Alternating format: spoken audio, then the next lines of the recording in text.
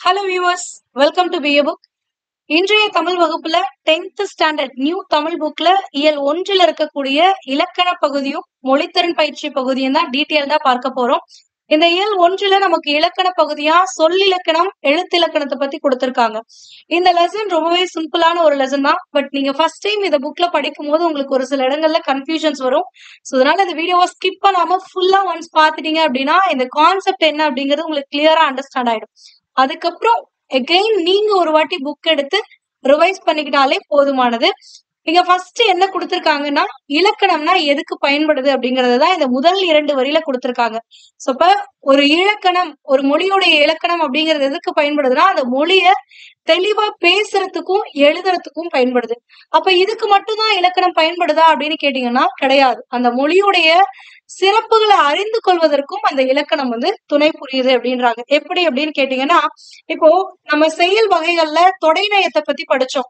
மோனை, எதுகை, இயைபு, முரண் இத பத்தி எல்லாம் படிச்சோம். சோ இப்ப இதெல்லாம் நம்மளுக்கு தெரிஞ்சாதான் ஒரு கவிஞன் எப்படியெல்லாம் யோசிச்சு எவ்வளவு அழகா கவிதையை ஏற்றிருக்கான். அந்த கவிதை இந்த நம்மளுடைய மொழியில இவ்வளவு சிறப்பான கவிதைகள்லாம் இருக்கு அப்படின்னா நம்மளுடைய மொழி எவ்வளவு சிறப்பு பெற்றது அப்படிங்கறது எல்லாத்தையுமே நம்மளால அறிஞ்சிக்க முடியும். அப்ப ஒரு மொழியை தெளிவாக பேசுவதற்கும் எழுதுவதற்கும் ஒரு மொழியின் சிறப்பை அறிந்து கொள்வதற்கும் நம்மளுக்கு துணையா இருப்பது எது அப்படின்னா இலக்கணம். ஓகேங்களா? இந்த இலக்கணத்துல எழுத்திலக்கணம், சொல்லிலக்கணம், பொருள் இலக்கணம் அப்படியே பிரிப்பாங்க. ஒரு 5ஆ பிரிப்பாங்க. சோ இதுல எழுத்து இலக்கணம் அப்படிங்கும் பொழுது எழுத்துக்களை 2ஆ பிரிப்பாங்க. முதல் எழுத்துக்கள், இன்னொன்னு சார்பெழுத்துக்கள் அப்படின்னு சொல்லிட்டு. இந்த முதல் எழுத்துக்கள் அப்படின்னா என்னன்னா, உயிரெழுத்துக்கள் 12ம் மெய் எழுத்துக்கள் 18 சேர்த்து மொத்தமா 30 எழுத்துக்கள். இந்த 30 எழுத்துக்களை தான் முதல் எழுத்துக்கள் அப்படின்னு சொல்லுவாங்க. அதுவே சார்பு எழுத்துக்கள் அப்படின்னா இந்த உயிர் எழுத்துக்களையும் மெய் எழுத்துக்களையும் சார்ந்து வரக்கூடிய பிற எழுத்துக்களை சார்பு எழுத்துக்கள்னு சொல்லுவாங்க. புரியுதுங்களா? எழுத்த 2ஆ பிரிப்பாங்க. முதல் எழுத்துக்கள், சார்பு எழுத்துக்கள். முதல் எழுத்துக்கள் அப்படிங்கிறது உயிரெழுத்துக்கள் 12ம் மெய் எழுத்துக்கள் 18ம் மொத்தம் இந்த 30 எழுத்துக்களும் முதல் எழுத்துக்கள்னு சொல்லுவாங்க. இந்த முதல் எழுத்துக்களை சார்ந்து வரக்கூடிய பிற எழுத்துக்கள் எல்லாமே சார்பு எழுத்துக்கள். இந்த சார்பு எழுத்துக்களை 10 வகையா பிரிக்கிறாங்க. என்னன்னா, உயிர்மை, ஆயுதம், உயிரிழப்படை, ஒற்றளப்படை, குற்றியலுகரம், குற்றியலிகரம், ஐகார குறுக்கம், ஔகார குறுக்கம், மகர குறுக்கம், ஆயுத குறுக்கம்னு ஒரு 10 வகையா பிரிக்கிறாங்க. இதில் நம்ம ஆல்ரெடி குற்றியலுகரம்னா என்ன, குற்றியலிகரம்னா என்ன, ஐகார குறுக்கம், ஔகார குறுக்கம், மகர குறுக்கம், ஆயுத குறுக்கம் இது எல்லாமே நம்மளுடைய 6th standard and 7th standard இலக்கண பகுதியிலேயே பார்த்தாச்சு. ஓகேங்களா? சோ அதனால ரிமைனிங் இருக்கிறதுல இந்த உயிரிழப்படை, ஒற்றளப்படையை பத்தி தான் இந்த லெசன்ல நம்மளுக்கு கொடுத்திருப்பாங்க. இன்கேஸ் நீங்க இன்னும் குற்றியலுகரம், குறுக்கங்கள்லாம் பார்க்கல அப்படின்னா அதற்கான வீடியோ கிளாஸஸ் இலக்கணமும் மொழித்திறன் பயிற்சிங்கிற பிளேலிஸ்ட்ல நம்மளுடைய சேனல்ல அவைலபிளா இருக்கு. செக் பண்ணிக்கோங்க. அதாவது 6th term 1, term 2, term 3, 7th term 1, term 2, term 3, அதுக்கடுத்து 8th, 9th இதுல இருக்கக்கூடிய இலக்கண பகுதி மொழித்திறன் பயிற்சிக்கான வீடியோ கிளாஸஸ் ஆல்ரெடி ப்ரொவைட் பண்ணியாச்சு.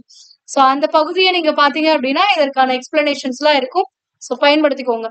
இப்போ உயிரிழப்படை, ஒற்றளப்படைன்றோம். இந்த அளப்படை அப்படின்னா என்னன்னா, நீண்டு ஒலித்தல் அப்படிங்கறத அளபடை. அதாவது ஒரு விஷயம் நார்மலா ஒலிக்கிற அளவுல இருந்து இன்னும் கொஞ்சம் அதோடைய ஒலிக்கக்கூடிய அந்த மாத்திரை அளவானது அதிகரிக்கும். சோ அந்த மாதிரி நீண்டு ஒலிக்கிறது தான் அளபடை அப்படின்னு சொல்லுவோம். இது எதற்காக பயன்படுது அப்படின்னு பாத்தீங்கன்னா, நம்ம பேச்சு வழக்கிலேயே இந்த அளபடையை அடிக்கடி பயன்படுத்தும். ஒரு சில ஊர்களுடைய ஸ்லாங் பாத்தீங்கன்னா கொஞ்சம் இழுத்து பேசுவாங்க. அந்த இழுத்து பேசுறாங்க பாருங்க, அதுதான் அளபடை, வேற ஒண்ணுமே இல்லை. அப்போ பேசும்போது உணர்வுக்கும் இனிய ஓசைக்கும் அளபெடுத்தலானது பயன்படுகிறது. அப்ப அளபடைங்கிறது எதற்கு பயன்படுது? பேசும்போது ஒரு இனிமையா இருக்கணும் அப்படிங்கிறதுக்காகத்தான், ஒரு உணர்வு பூர்வமா உணர்ச்சியை வெளிப்படுத்துற மாதிரி இருக்கணும், டச்சிங்கா இருக்கணும் அப்படிங்கிற இடத்துல இந்த மாதிரி இழுத்து பேசுவாங்க. சோ அதத்தான் அளவெடுத்தல்ங்கிறோம். இப்ப எடுத்துக்காட்டா, அம்மா, தம்பி அப்படின்றமா. அம்மா, தம்பினாலே முடிஞ்சு போச்சு. ஆனா நம்ம ஒருத்தவங்களை கூப்பிடும் போது, அம்மாவை கூப்பிடும் போது எப்படி கூப்பிடுவோம்? அம்மா அப்படிமாமா. சோ இப்ப அந்த இடத்துல இழுத்து கூப்பிடுறோம்ல, அதுதான் அளபடை, வேற ஒண்ணுமே இல்லை. சோ இப்ப இந்த மாங்கிறது எப்படி பிரிக்கலாம்? இம்மு கூட்டல் ஆன்னு பிரிக்கலாமா? சோ இப்ப உயிர் நெடில் இங்க வந்திருக்கா, இந்த உயிர் நெடிலுக்கு இனமான குரில் இங்க வரும். அப்ப ஆவுக்கு இனமான குரில் எது? ஆ. ஓகேங்களா? அடுத்தது தம்பியில பாருங்க, பீங்கிறது எப்படி பிரிக்கலாம்? இப்பு கூட்டல் ஈன்னு பிரிக்கலாமா? இதுல இந்த ஈங்கிறது என்னது? ஒரு உயிர் நெடில் எழுத்து.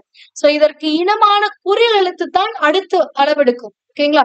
அதாவது இந்த மாதிரி நீண்டு ஒலிக்குது அப்படிங்கறத குறிப்பதற்காக இதோடைய குறில் எழுத்தை, இதற்கு இனமான குறில் எழுத்தை அடுத்து போட்டிருப்பாங்க.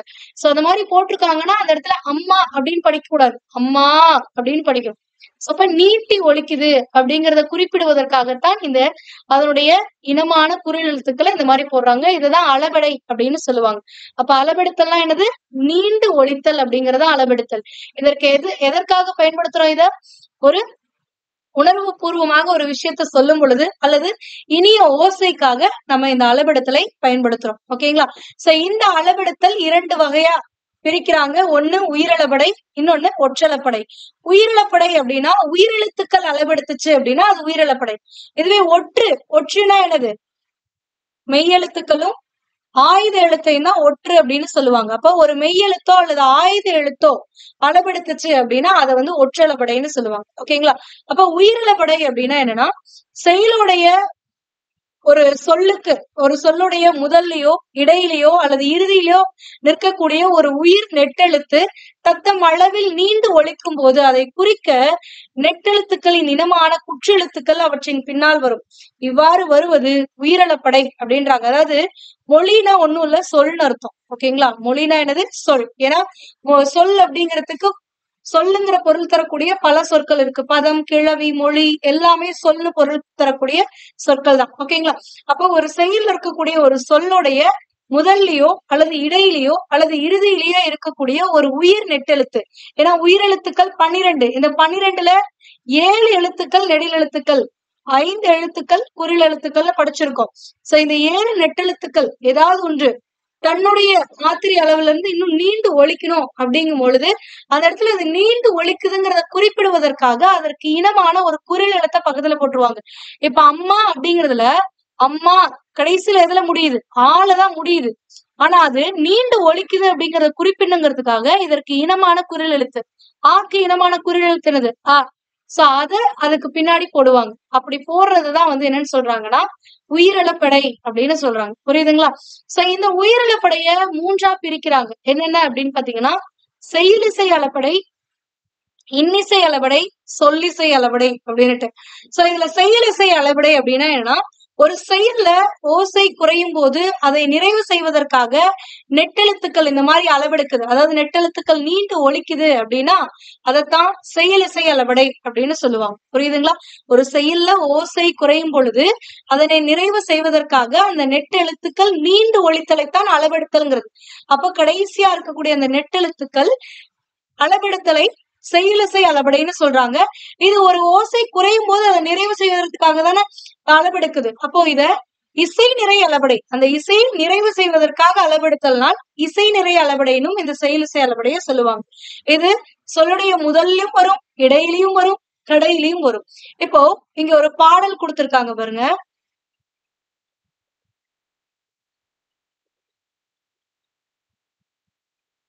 ஓதல் வேண்டும் மொழி முதல் உராஅத் குறுநோய் மொழியிடை நல்ல படாப்பறை மொழி இறுதி அப்படின்றாங்க.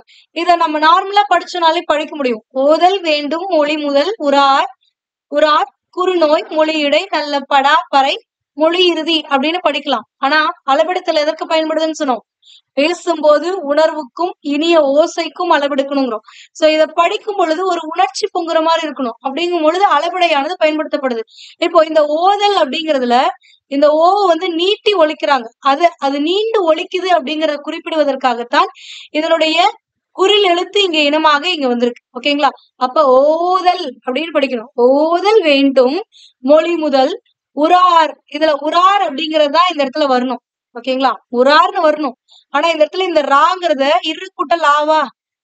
சோ அப்ப இந்த ஆங்கிறது நீண்டு ஒலிக்குது. அப்ப நீண்டு ஒலிக்கிறத குறிப்பதற்காக இதோடைய குறில் எழுத்து வரணும். அப்ப ஆக்கு இனமான குறில் எழுத்துனது ஆ. சோ அப்படித்தான் இங்க உரார் குறுநோய் மொழியிடை நல்ல படா பறை மொழி இறுதிங்கிறோம். இதுல படாங்கிறதுல டாங்கிறது என்னது? இட்டு கூட்டல் ஆ. இங்கேயும் ஆங்கிறது நீட்டி ஒலிக்குது. அத குறிப்பிடணுங்கிறதுக்காக அதோடைய குறில் எழுத்தை இங்க போட்டிருக்காங்க. அப்போ முதல்ல பாத்தீங்கன்னா ஓதல் அப்படிங்கும் போது இந்த ஓங்கிற முதல் எழுத்து நீட்டி ஒலிக்குது. அதனால அதோடைய குறில் எழுத்தை இங்க போட்டிருக்கீங்க. அப்ப முதல்ல வரக்கூடிய சொல்லுடைய முதலிலும் செயலிசை அளபடை வரும். அடுத்தது இங்க உரார் அப்படிங்கிறதுல இந்த ராங்கிறது நடுவுல இருக்கக்கூடிய ஒரு எழுத்து. அப்போ இது மொழியுடைய இடையில வரக்கூடிய ஒன்று. அடுத்தது நல்ல படா அப்படிங்கும் போது படாங்கிறதுல டாங்கிறது இறுதி எழுத்து. அப்ப மொழி இறுதியில வரக்கூடிய அந்த எழுத்து அளபெடுத்து வருகிறது. அப்ப மொழி முதல்ல அளபெடுத்து வர்றதுக்கான எடுத்துக்காட்டு இந்த ஓதல் வேண்டும் அப்படிங்கிறது. அடுத்தது மொழி இடையில வரக்கூடியது உரா அர் அப்படிங்கிறது. அடுத்தது மொழியுடைய இறுதியில அப்படிங்கும் போது படாப்பறை அப்படிங்கிறது. ஓகேங்களா? அப்ப ஓதல் வேண்டும் அப்படின்னு படிக்கும் போது அடுத்தது உரார் குறுநோய், அடுத்தது நல்ல படாப்பறை அப்படின்னு வருதா?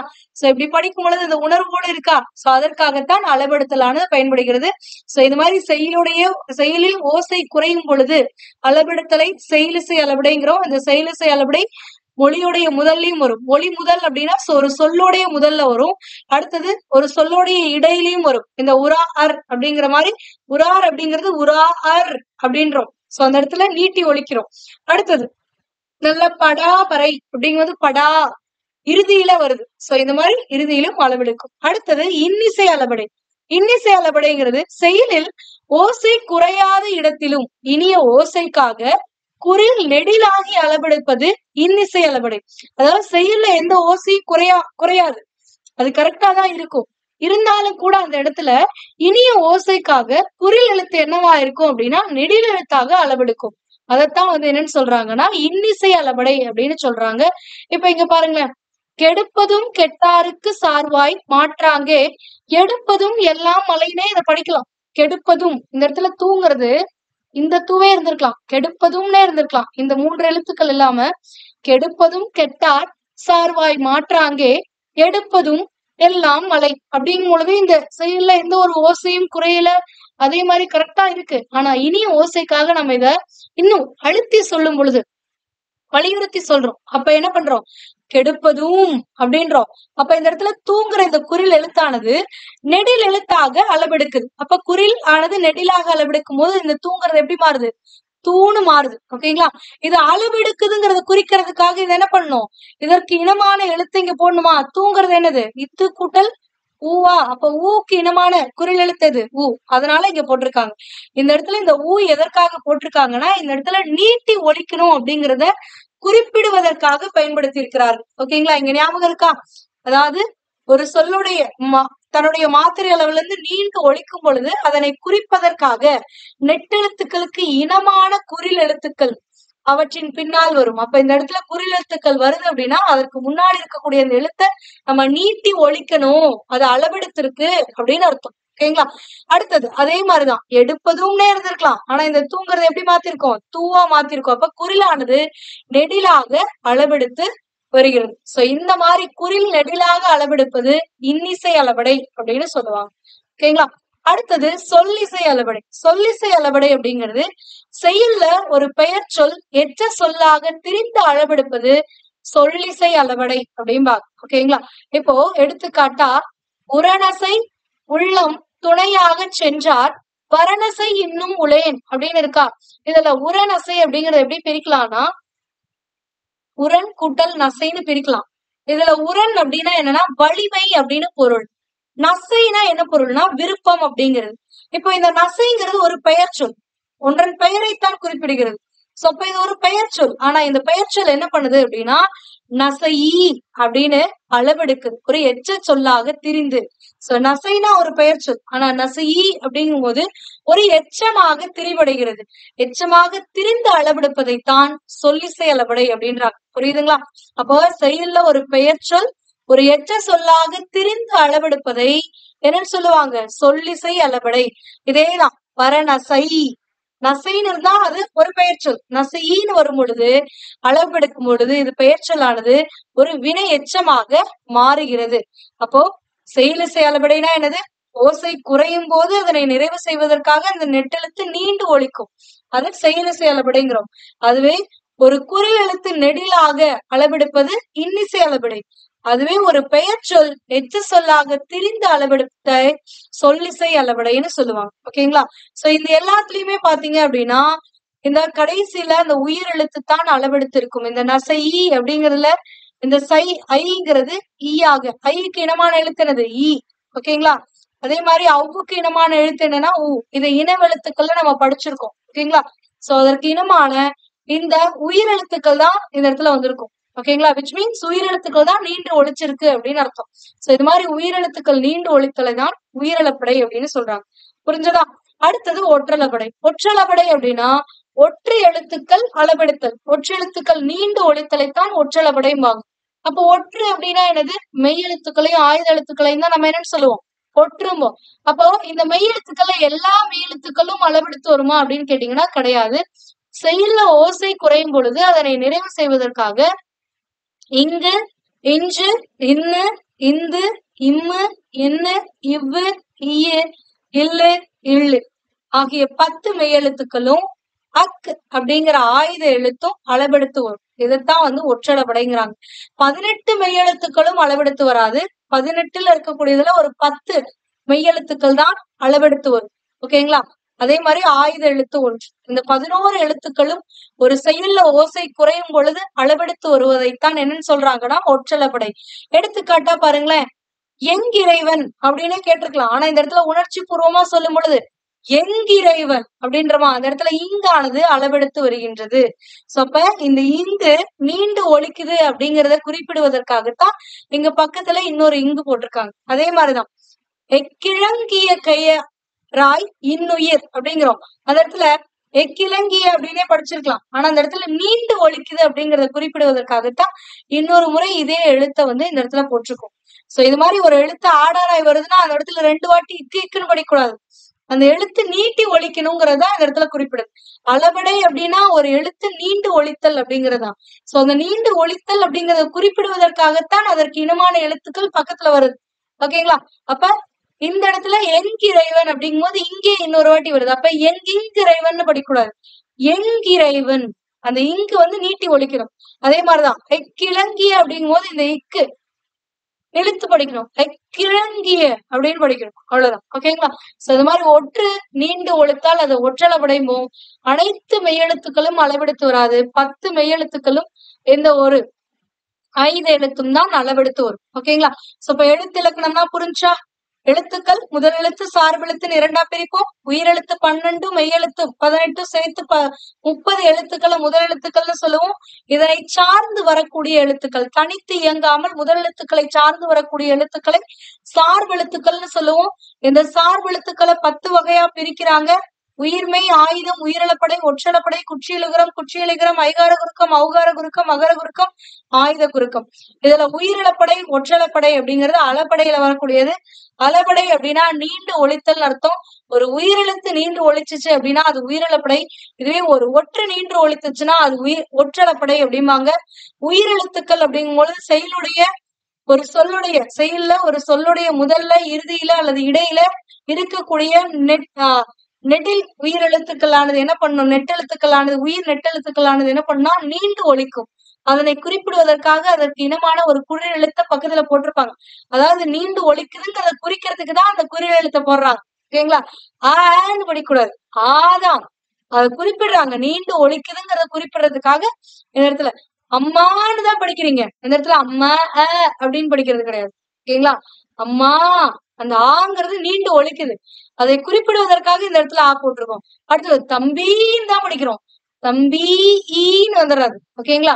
சோ இந்த இடத்துல நீண்டு ஒழிக்குதுங்கிறத குறிப்பிடுவதற்காக, இந்த அளவெடுத்திருக்குங்கிறத குறிப்பிடுவதற்காக அதற்கு இனமான குறில் எழுத்துக்களை போடுறோம். ஓகேங்களா?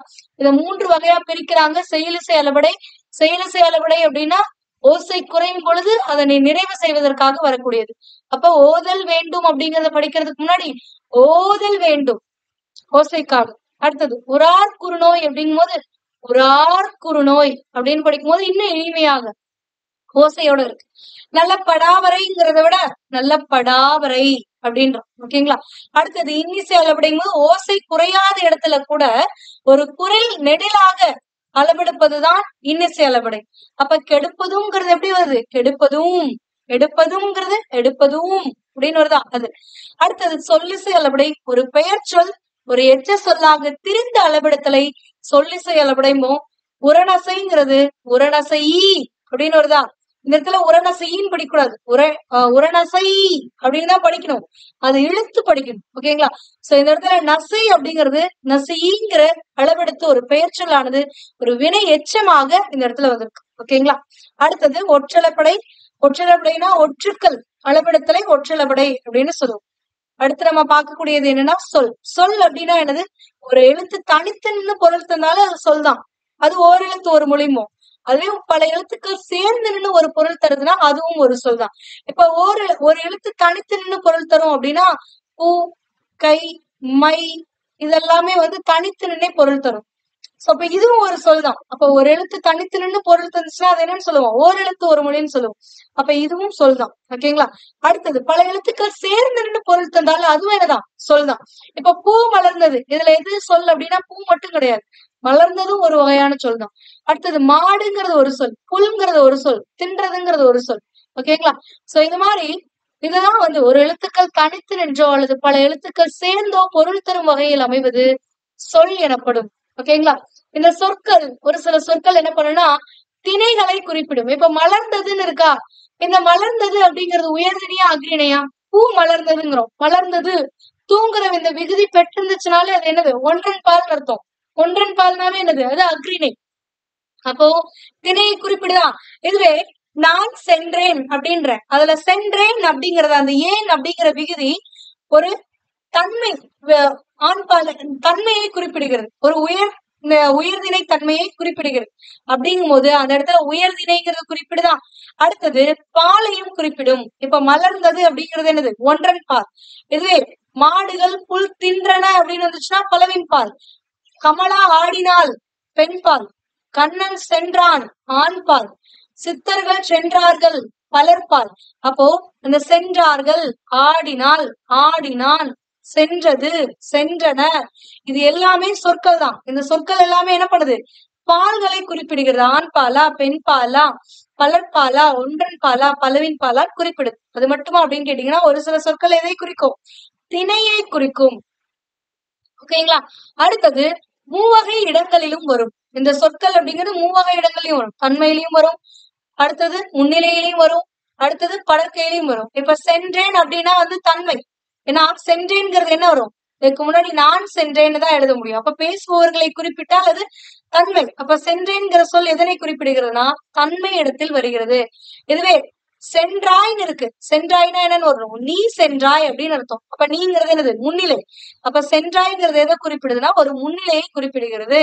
இதுவே சென்றான் அப்படின்னு வருதுன்னா அவன் சென்றான் அப்படின்னு அர்த்தம். அவன்கிறது என்னன்னா என்னையும் குறிப்பிடல, எனக்கு முன்னாடி இருக்கவனையும் குறிப்பிடல, இன்னொருத்த எவனையோ ஒருத்தனை குறிப்பிடுது. அப்ப இது படற்கை. சோ இந்த மாதிரி 3 இடங்களிலும் வரும். அடுத்தது உலக வழக்கிலும் செயல் வழக்கிலும் வரும். அதாவது நம்மளுடைய பேச்சு வழக்குல இருக்கக்கூடிய சொற்கள் பேச்சு வழக்குலயும் இருக்கும். ஒரு சில சொற்கள் செயல்கள்ல மட்டும்தான் இருக்கும். இந்த மாதிரி சொல் பேச்சு வழக்கு சொற்கள்னு இருக்கு, செயல் வழக்குல மட்டும் இருக்கக்கூடிய சொற்களும் இலக்கிய சொற்களும் இருக்கு. வெளிப்படையாகவும் குறிப்பாகவும் விளங்கும். ஓகேங்களா? அடுத்தது இந்த சொற்களை 3 வகையா பிரிக்கிறாங்க. அதாவது மூவகை மொழி. மொழினாவே சொல் அர்த்தம். மூவகை மொழி அப்படிங்கும் பொழுது தனிமொழி, தொடர்மொழி, பொதுமொழி அப்படின்னு 3ஆக பிரிக்கிறாங்க. அது என்ன தனிமொழி அப்படின்னா ஒரு சொல் தனித்து ஒரு பொருள் தருது அப்படின்னா அததான் தனிமொழி அப்படிம்பாங்க. இப்ப எடுத்துக்காட்டா கண், படி இதெல்லாமே பாருங்க. கண் அப்படிங்கிறது ஒரு சொல். கண்ணுனா ஒரே ஒரு பொருள் தான், பல பொருள். ஓகேங்களா? அதே மாதிரி படிங்கிறது ஒரு சொல், இதுவும் பொருள் தருது. ஆனா இந்த கண், படி இந்த 2 சொற்களையும் உங்களால இதற்கு மேல இதை பிரிக்கவே முடியாது. பகுக்க முடியாது. அப்ப பகுக்க முடியலனாவே அது என்னது? பகாபதம் அப்படின்னு அர்த்தம். அப்போ ஒரு சொல் தனித்து நின்று பொருள் தருமாயின் அது தனிமொழி. அந்த சொல்ல பிரிக்க முடியல அப்படின்னா அது பகாவதம். இதுவே ஒரு சில சொற்கள் தனித்து நின்று பொருள் தரும், ஆனா அத பிரிக்கவும் முடியும். கண்ணன், படித்தான் இதெல்லாமே சொற்கள் தான். ஒரே ஒரு சொல் தான். கண்ணன்கிறது ஒரு சொல் தான், படித்தான்கிறது ஒரு சொல் தான். அப்ப கண்ணன் ஒரு பெயர் சொல், படித்தான்கிறது ஒரு வினை முற்று. அப்படிங்கும் போது இது எல்லாமே ஒரு சொல் தான். ஓகேங்களா? ஆனா இந்த சொற்களை என்ன பண்ண முடியும்? பிரிக்க முடியும். இப்ப படித்தான்ங்கிறத எப்படி பிரிக்கலாம்? படி கூட்டல் இத்து கூட்டல் ஆன்னு பிரிக்க முடியுமா?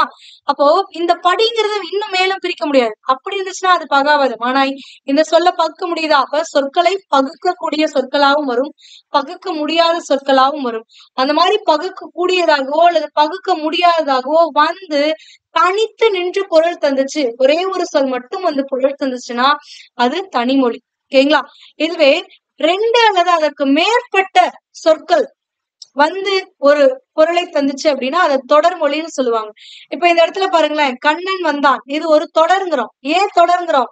2 சொற்கள் வந்து அந்த அந்த 2 சொற்களும் ஒரு பொருளை குறிப்பிடுகிறது, ஒரு முற்று பொருளை தருகிறது. அதனால அது தொடர்ங்கிறோம். அப்போ அதனாலதான் இது வந்து தொடர்மொழி. அப்ப 2 அல்லது அதுக்கு மேற்பட்ட தனி மொழிகள் தொடர்ந்து வந்து பொருள் தருமாயின் அதனை தொடர்மொழி அப்படிம்பாங்க. எடுத்துக்காட்டா கண்ணன் வந்தான், இதுல கண்ணன்கிறது ஒரு தனிமொழி, வந்தான்கிறது ஒரு தனிமொழி. இந்த 2 தனிமொழிகளும் சேர்ந்து ஒரு தொடரை தருகின்றன. ஒரு முற்று பொருளை தந்துச்சுன்னா அது ஒரு தொடர். அப்ப பல சொற்கள் சேர்ந்து ஒரு பொருளை தருகிறது அப்படின்னா அது ஒரு தொடருமோ.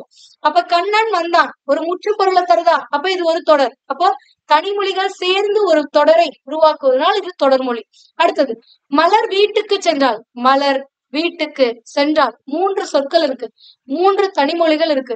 இந்த 3 தனிமொழிகள் சேர்ந்து ஒரு தொடரை தருகிறது. அந்த தொடர்னா பொருள் தரணும். அப்ப இது பொருள் தருதா? மலர் வீட்டுக்கு சென்றால்னா ஒரு பொருளை குறிப்பிடுகிறது. இதைத்தான் தொடர்மொழின்னு சொல்றாங்க.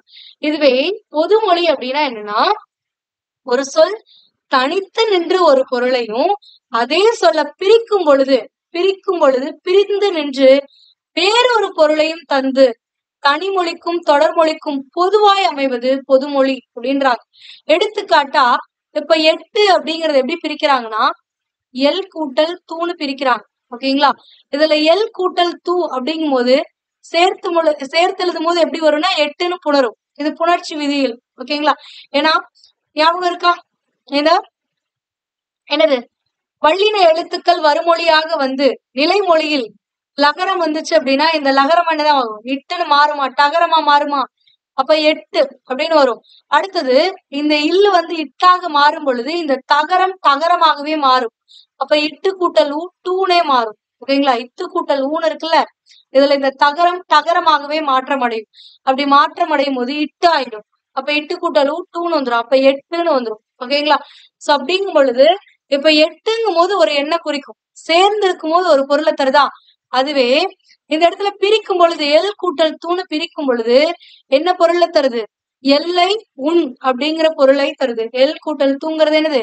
எல்லை உன், எல்ல சாப்பிடு, தூ அப்படின்னா துன், உண்ணுன்னு அர்த்தம். அப்ப எல்லை உன் அப்படி எல் உன் அப்படிங்கிற பொருள்ல வருதா? அப்ப சேர்ந்து இருக்கும் பொழுது ஒரு பொருள் தருது, அதே சொல்ல நம்ம பிரிக்கும் பொழுது வேறொரு பொருள் தருது. இந்த மாதிரி தந்துச்சுன்னா அதுதான் பொதுமொழின்னு சொல்லுவாங்க. அடுத்தது வேங்கை. வேங்கை எப்படி பிரிக்கிறாங்கன்னா, வேன் கூட்டல் கைன்னு பிரிக்கிறாங்க. ஓகேங்களா? வேங்கை அப்படின்னா ஒரு மரம், வேங்கை மரம் அப்படின்னு ஒரு மரம் இருக்கு. அப்ப வேங்கைன்னு சேர்ந்து இருக்கும் பொழுது ஒரு பொருள் தருது. அதுவே வேங்கை அப்படின்னா என்ன பொருளை தருதுன்னா, வேகின்ற கை அப்படிங்கிற பொருள்ல வருது. இப்ப பிரிக்கும் பொழுது ஒரு பொருள், சேர்ந்து இருக்கும் போது ஒரு பொருள் அப்படிங்கும் பொழுது அதைத்தான் என்னன்னு சொல்லுவாங்க? பொதுமொழின்னு சொல்லுவாங்க. இவை இரு பொருள்களுக்கும் பொதுவாய் அமைவதால் பொதுமொழியாக இருக்கிறது. இதே மாதிரிதான் அந்த தாமரைங்கிறதையும் பிரிப்பாங்க. தாமரைன்னு இருந்துச்சுன்னா மலரை குறிக்கும். இதுவே தாமரைங்கோ, மறைனா மான். அப்ப தாங்கன்னா தாவுகின்ற மான் அப்படின்னு பிரிப்பாங்க. ஓகேங்களா? சோதான் அப்ப தாமரைங்கிறதும் ஒரு பொதுமொழிதான். இந்த மாதிரி உங்களுக்கு தெரிஞ்ச வேற ஏதாவது ஒரு பொதுமொழிய நீங்க கமெண்ட் பண்ணுங்க. நிறைய இருக்கு. சோ 8 ஒரு பொதுமொழி. ஏன்னா எல் கூட்டல் தூன்னு பிரிக்கும் பொழுது எல்லை உண்கிற பொருள்ல வரும், சேர்ந்து இருக்கும் பொழுது ஒரு எண்ணெய் குறிக்கும். வேங்கை ஒரு பொதுமொழி, பிரிக்கும் பொழுது வேம் கூட்டல் கைன்னு பிரிப்பாங்க. அப்ப வேகின்ற கைன்னு அர்த்தம். அதுவே வேங்கைங்கிறது ஒரு மரத்தை குறிக்கும். அப்ப சேர்ந்து இருக்கும் பொழுது ஒரு பொருளையும் பிரிக்கும் பொழுது வேறொரு பொருளையும் குறிக்கிறதுனால இது பொதுமொழி. தாமரை ஒரு பொதுமொழி. ஏன்னா தாமரைங்கிறது ஒரு மலரை குறிக்கும், சேர்ந்து இருக்கும் பொழுது. இதை பிரிக்கும் பொழுது தா கூட்டல் மறையும் போது தாவுகின்ற மான் அப்படிங்கிற ஒரு பொருளை தரும். இதே மாதிரி உங்களுக்கு தெரிஞ்ச ஒரு பொதுமொழிய மறக்காம கமெண்ட் பண்ணுங்க. ஓகேங்களா? அடுத்து நம்ம பார்க்கக்கூடியது, அப்ப சொல் பார்த்தாச்சு. சொல்லுங்கிறத 3ஆ பிரிக்கிறாங்க, மூவகை மொழியா பிரிக்கிறாங்க. தனிமொழி, தொடர்மொழி, பொதுமொழி. ஒரு சொல் தனித்து நின்று ஒரு பொருளை தருது அப்படின்னா அது தனிமொழி. அதுவே 2 அல்லது அதற்கு மேற்பட்ட தனி மொழிகள் சேர்ந்து வந்து ஒரு பொருளை தருதுன்னா அது தொடர்மொழி. அதுவே ஒரு தனிமொழி சேர்ந்து இருக்கும் பொழுது ஒரு பொருளையும் அந்த தனிமொழியை பிரிக்கும் பொழுது, அந்த சொல்லை பிரிக்கும் பொழுது வேறொரு பொருளையும் தந்துச்சு, அதாவது தனிமொழிக்கும் தொடர்மொழிக்கும் நடுவுல வந்துச்சு அப்படின்னா அது பொதுமொழி அப்படின்னு சொல்லுவாங்க. ஓகேங்களா? அடுத்து நம்ம பார்க்கக்கூடியது என்னன்னா தொழில் பெயர். தொழில் பெயர் அப்படின்னா எக்ஸாக்டா தொழில் பெயருக்கான டெபினிஷன் எங்க இருக்குன்னா இந்த இயல் 1ல கொடுத்திருக்காங்க பாருங்க. ஒரு வினை அல்லது செயலை குறிக்கும் பெயரானது எண், இடம், காலம், பால் ஆகியவற்றை குறிப்பாகவோ வெளிப்படையாகவோ உணர்த்தாமல் வருவது தொழில் பெயர் எனப்படும். ஓகேங்களா? இப்ப என்னது? ஒரு வினை அல்லது செயலை குறிக்கும் பெயரானது எண், இடம், காலம், பால் ஆகியவற்றை குறிப்பாகவோ வெளிப்படையாகவோ உணர்த்தாமல் வருவதுதான் என்னது? தொழில் பெயர். இப்போ ஒரு வினையைத்தான் குறிக்கும். ஆனா அந்த வினையை அல்லது செயலை குறிக்கக்கூடிய அந்த பெயரானது, அதாவது இப்போ மாதவி ஆடினாள் மாதவி என்ன தொழில் செய்கிறாள்னா ஆடுதல் அப்படின்றோம். அந்த ஆடுதல் அப்படிங்கிறது ஒரு தொழில் பெயர். ஏன்னா அவளுடைய தொழிலை குறிக்கக்கூடிய பெயர். ஒன்றன் பெயரை குறிப்பிட்டுச்சுன்னா அது பெயர் சொல். அவளுடைய தொழில்னா என்னது? அவங்க செய்யக்கூடிய செயல்னு அர்த்தம். அப்போ அந்த செயலை குறிக்கக்கூடியது, அந்த இடத்துல அந்த செயலின் பெயரை தான் குறிப்பிடுது, அந்த செயலை குறிப்பிடல. ஆடுனா செயல், ஆனா அந்த தொழிலை அவள் செய்யக்கூடிய தொழில் என்னும் போது ஆடுதல் அப்படின்னு குறிப்பிடுதா. சோ அதனால அவங்களுடைய தொழிலை குறிப்பிடுவதனால் அது தொழில் பெயருங்கிறோம். இதை எக்ஸாக்டா சொல்லணும் அப்படின்னா ஒரு வினை அல்லது செயலின் பெயரானது எண், இடம், காலம், பால் ஆகியவற்றை குறிப்பாகவோ வெளிப்படையாகவோ உணர்த்தாமல் வருவதுதான் தொழில் பெயர். ஏன் மேம் இதை மென்ஷன் பண்றாங்க? இப்போ சித்திரையன் எடுத்துக்கோங்களேன். சித்திரையன்னா என்ன பெயர்? இது ஒரு கால பெயர்னு சொல்லுவாங்க. இது ஒரு பெயர் சொல் தான். பெயர் சொல்லியே 6 வகைப்படும். பெயர் சொல் எத்தனை வகைப்படும்? 6 வகைப்படும். ஓகேங்களா? இதுல பொருட்பெயர், காலப்பெயர், சினைப்பெயர், குணப்பெயர், இடப்பெயர், தொழில் பெயர் அப்படின்னு சொல்லி 6 வகையா பிரிப்பாங்க. இதுல சித்திரையன் அப்படிங்கிறது என்னன்னா காலத்தை குறிப்பிடுவதனால இது கால பெயர்னு சொல்லுவாங்க. ஏன்னா இதுல சித்திரையன் அப்படிங்கிறது மறைமுகமா காலத்தையுமே குறிப்பிடும். அதாவது சித்திரைங்கிறது ஒரு மாதம். சித்திரையன் யாரை குறிப்பிடுவாங்கன்னா சித்திரை மாதத்தில் பிறந்தவனை சித்திரையன்பாங்க. அப்ப சித்திரை மாதத்தில் பிறந்தவன், அப்ப முடிஞ்சிச்சு, ஆல்ரெடி பிறந்துட்டான். அப்ப இறந்த காலத்தை காட்டுது.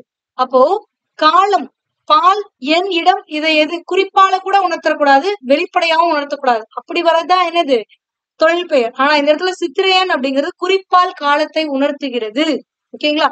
சோ அதனாலதான் அப்ப தொழில் பெயர் அப்படின்னா ஒரு வினை அல்லது ஒரு செயலை குறிக்கக்கூடிய ஒரு பெயர்.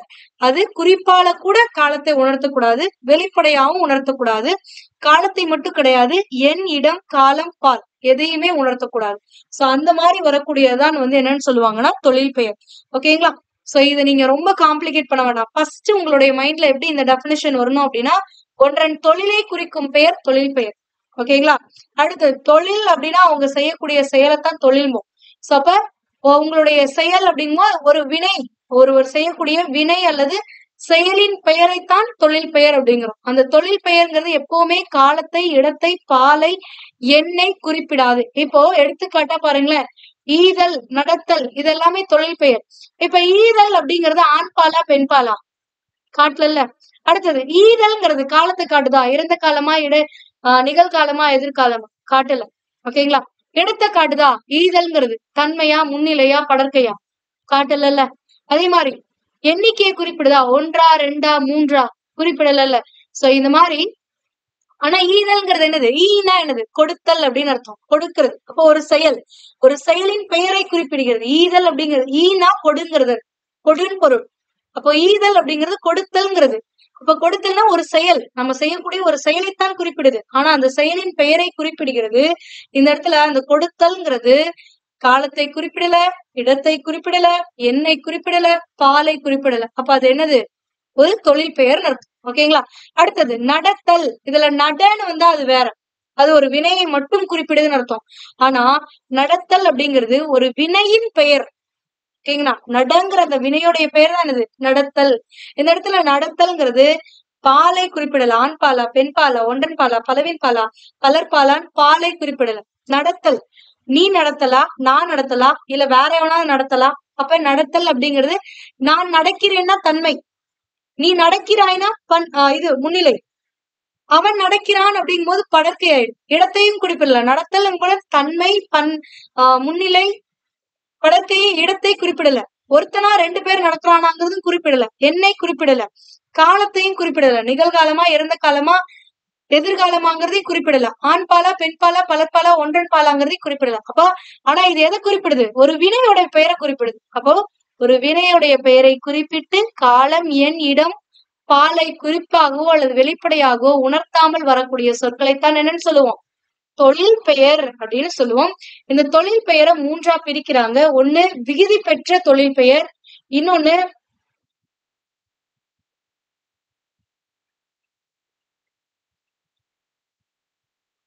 முதல் நிலை தொழில் பெயர், முதல் நிலை திரிந்த தொழில் பெயர்னு பிரிப்பாங்க. இதுல பாருங்க, விகுதி பெற்ற தொழில் பெயர் அப்படின்னா தொழில் பெயர் விகுதிகள்னு இருக்கு. சோ இது நம்ம வந்து 7th standard term 2 or term 3 புக்லயே ஆல்ரெடி பார்த்தாச்சு. இன்கேஸ் நீங்க இன்னும் பார்க்கலன்னா நான் முன்னாடியே சொல்லியிருக்கேன். இலக்கணம் மொழித்திறன் பயிற்சின்னு 6th இருந்து 9th வரைக்கும் ஆல்ரெடி வீடியோ கிளாஸஸ் ப்ரொவைட் பண்ணியாச்சு. சோ இந்த வீடியோ கிளாஸஸ் எல்லாத்தையுமே நீங்க பாத்தீங்கன்னா உங்களுக்கு அடுத்தடுத்த ஸ்டாண்ட் போகும்போது இலக்கணம் இன்னும் எளிமையா புரியும். சோ தொழில் பெயருக்குன்னு ஒரு இலக்கண பகுதியே வந்து 7th ஸ்டாண்டர்ட்ல கொடுத்திருக்காங்க. அந்த கிளாஸஸ் பாருங்க, உங்களுக்கு இன்னும் எளிமையா புரியும். அதுல தொழில் பெயர் விகுதிகள் எல்லாமே கொடுத்திருக்காங்க. தள்ளல், அமை, கோ, பூ, வி, மை, சி, இது எல்லாமே வந்து தொழில் பெயர் விகுதிகள். சோ அந்த மாதிரி தொழில் பெயர் விகுதிகளை பெற்று வந்துச்சு அப்படின்னா அது தொழில் பெயர் விகுதி. அப்ப வினை அடியோடு, வினை அடினா ஒரு வேர்ச்சொல்னு அர்த்தம். அதாவது ஒரு வினையை குறிக்கக்கூடிய அடிச்சொல், அதுதான் வந்து வினை அடிம்பாங்க. அந்த வினை அடியோடு விகுதி சேர்வதால் உருவாகக்கூடிய தொழில் பெயரை விகுதி பெற்ற தொழில் பெயர் அப்படின்னு சொல்லுவாங்க. எடுத்துக்காட்டா இப்ப நட அப்படிங்கிறதுனா ஒரு வினைத்தான் குறிக்குது. நடங்கிறது தொழில் பெயரே கிடையாது. ஓகேங்களா? நடங்கிறது என்னன்னா ஒரு வினைச்சொல். நட, ஆடு, இது எல்லாமே ஆடு, ஓடு, இது எல்லாமே என்னன்னா ஒரு வினைச்சொல் தான். ஆனா இது எப்ப தொழில் பெயரா மாறும் அப்படின்னா ஓடுதல், ஆடுதல், பாடுங்கிறது ஒரு வினை. ஆனா பாடுதல் அப்படிங்கும்போது தொழில் பெயர் ஆயிடும். ஓகேங்களா? சோ அப்ப இந்த வினையை குறிக்கக்கூடிய சொல் வினைச்சொல் தான். ஆனா வினையின் பெயரை குறிக்கக்கூடிய சொல்ல அதுதான் வந்து என்னன்னா தொழில் பெயர். இப்ப நடங்கிற வினையுடைய பெயரை குறிப்பிடக்கூடியது நடத்தல் அப்படிங்கிறது இதோடைய பெயர். நடங்கிற வினையுடைய பெயரை குறிப்பிடுது. அதனாலதான் அது நடத்தல். சோ அப்ப நடத்தல் அப்படிங்கும்போது அந்த தல் அப்படிங்கிற அந்த விகுதி பெறுவதனால்தான் இந்த வினையின் பெயரை குறிப்பிட்டு காலத்தை, இடத்தை, பாலை, எண்ணை குறிப்பிடாமல் வருவதனால் இது தொழில் பெயர் அப்படின்னு சொல்றாங்க. ஓகேங்களா? அடுத்தது வால் அப்படின்னா ஒரு வினை அடி. இது கை அப்படிங்கிற இந்த விகுதி பெறுவதனால் வாழ்க்கைன்னு வருதா? அப்போ இது வந்து என்னன்னா தொழில் பெயர். இந்த தல், கை, அல் இது எல்லாமே தொழில் பெயர் விகுதிகள். இது எல்லாமே ஒரு சொல்ல இருக்கு இறுதியில அப்படின்னா அது கண்டிப்பா அது தொழில் பெயர் தான். ஓகேங்களா? அடுத்தது ஆள் கூட்டல் அல், ஆளல்னு வரும்.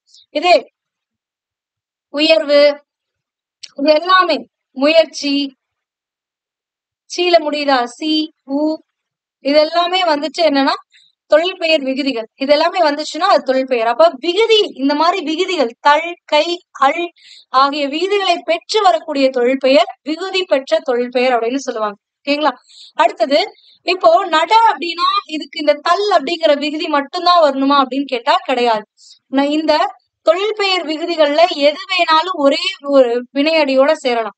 அப்ப ஒரே வினையடியோட பல விகுதிகள் கூட சேரலாம். இப்ப நடங்கிற இந்த வினையடியோட ஐங்கிற இதுவும் சேரலாம், தள்ளுங்கிற விகுதியும் சேரலாம். ஓகேங்களா? ஐங்கிறது ஒரு வகையான தொழில் பெயர் விகுதி தான். அப்ப நட கூட்டலை நடை அப்படின்னு வந்துரும். அடுத்தது நட கூட்டல் தல் நடத்தல் வருமா? அப்ப ஒரே ஒரு வினையடிதான் நடங்கிறது. ஆனா ஐங்கிற விகுதியை பெற்றுச்சுன்னா நடைன்னு வரும், தல்ங்கிற விகுதியை பெற்றுச்சுன்னா நடத்தல். ஆனா ரெண்டுமே தொழில் பெயர் தான். இப்போ ஒரே ஒரு வினையடி பல விகுதிகளையும் ஏற்கும். அடுத்தது எதிர்மறை தொழில் பெயர். எதிர்மறை அப்படின்னா ஆப்போசிட்டா வரக்கூடியது. அதாவது நெகட்டிவ், பாசிட்டிவா ஒரு சொல் வராம நெகட்டிவா வரும்ல, அதுதான் வந்து எதிர்மறை. சோ அப்ப எதிர்மறை பொருள்ல வரக்கூடிய தொழில் பெயர்கள் எதிர்மறை தொழில் பெயர்கள். எடுத்துக்காட்டா நடவாமை, கொல்லாமை, காணாமை, இதெல்லாமே. நடவாமை இந்த ஆங்கிற இடைநிலை வந்துச்சு அப்படின்னாவே அது வந்து எதிர்மறை இடைநிலைன்னு சொல்லுவாங்க. வந்து என்னன்னு சொல்லுவாங்க? எதிர்மறை இடைநிலை. அது வந்தாலே அது எதிர்மறை சொல்லாகத்தான் இருக்கும். அப்ப நடவாமை, கொல்லாமை, காணாமை, செல்லாமை அப்படி எல்லாம் வருதுல்ல. சோ இது எல்லாமே. அதே மாதிரி மைங்கிறது வந்து என்னன்னா ஒரு தொழில் பெயர் விகுதி. ஓகேங்களா? அப்ப மைங்கிற விகுதி பெற்றதுனால இது தொழில் பெயர். இது எதிர்மறை பொருள்ல வர்றதுனால எதிர்மறை தொழில் பெயர். அடுத்தது முதநிலை தொழில் பெயர். இது என்ன மேம் அப்படின்னு கேட்டீங்கன்னா வினைச்சொல் மாதிரி இருக்கும். ஆனா அந்த சென்டென்ஸ்ல அது எந்த இடத்துல வருதோ அதை பொறுத்து இது வினையா இல்ல தொழில் பெயரான்னு மாறுபடும். ஓகேங்களா? இதை அப்படியே கொடுக்கும் பொழுது அது வினையா தொழில் பெயரான்னு சொல்ல முடியாது. ஆனா ஒரு சென்டென்ஸ்ல வர இடத்தை பொறுத்து இது வரும். இப்ப முதல்நிலை தொழில் பெயர் அப்படின்னா என்னன்னா, இந்த மாதிரி விகுதி பெறாமல் இந்த வினை சொல்லே இருக்குல்ல, இது அப்படியே தொழில் பெயரா கூட வரும். விகுதி பெறாமல் அப்படியே அதோடைய வினையடி அப்படியே வந்துச்சு அப்படின்னா அதுதான் முதல்நிலை தொழில் பெயருமாங்க. இப்ப விகுதி பெறாமல் வினை பகுதியை தொழில் பெயராய் வருதலை முதல்நிலை தொழில் பெயர். இப்ப எடுத்துக்காட்டா, செல்லமாக ஓர் அடி